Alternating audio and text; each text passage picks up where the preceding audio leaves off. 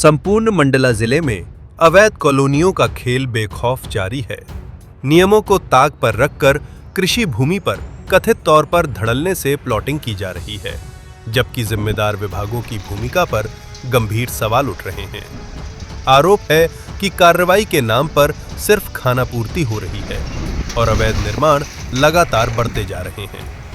ताजा मामला निवास तहसील के रसलगंज सहित अन्य क्षेत्रों का है, जहां जनसुनवाई में कलेक्टर को शिकायत सौंपकर आरोप लगाया गया है कि कुछ बिल्डर बिना सक्षम प्राधिकारी की अनुमति, बिना लेआउट स्वीकृति और बिना भूमि डायवर्जन के प्लॉट काट रहे हैं।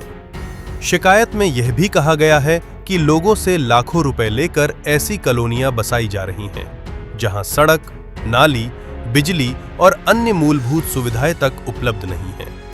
शिकायतकर्ता का दावा है कि इस मामले की शिकायत पहले भी संबंधित विभागों से की जा चुकी है और जांच भी हुई, लेकिन अब तक कोई प्रभावी कार्रवाई नहीं हुई। अब कलेक्टर से अवैध कॉलोनियों पर तत्काल रोक लगाने, पूरे मामले की निष्पक्ष जांच कराने और दोषी बिल्डरों के खिलाफ एफआईआर सहित कड़ी कानूनी कार्रवाई की मांग की गई है।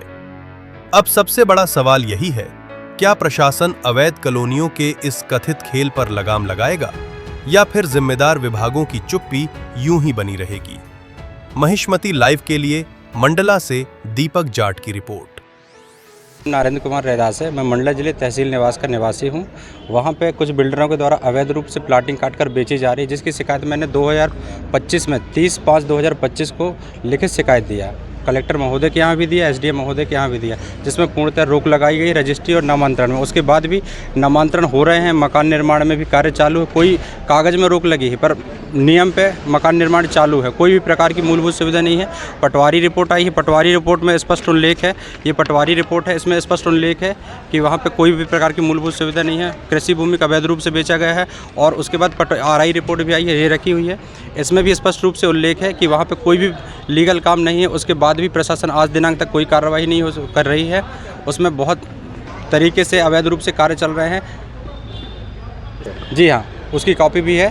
30/5/2025 को मैंने लिखित आवेदन एसडीएम महोदय के यहाँ दिया, फिर उसके बाद पुनः कलेक्टर महोदय के दिया। उसके बाद आज दिनांक तक कोई कार्रवाई नहीं हो रही। परसों से पूर्व नाला है, उसको भी उनके द्वारा बंद किया जा रहा है। वहाँ पे मिनिमम 12-13 कॉलोनियाँ हैं जिनमें कोई प्रकार के कागज़ नहीं है, पर दिलेरी से काटी और बेची जा रही है। अभी तो ये कॉलोनी हो रही विवेक राय, मोहित साहू और इनके साथ 2 और अन्य वगैरह हैं।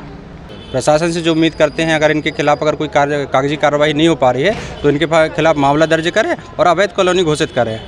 वो वहाँ पे मोहल्ले पे भविष्य में अगर वो उनके द्वारा मकान निर्माण हो जाएंगे तो जो समस्याएं बनेंगी वो उसमें सब सम्मिलित होंगे सर। और ये आज दिनांक तक कितने साल भर से ज़्यादा होने लगे सर। और पूरी रिपोर्ट, जिनकी जाँच रिपोर्ट आनी थी, वो भी आ चुकी है।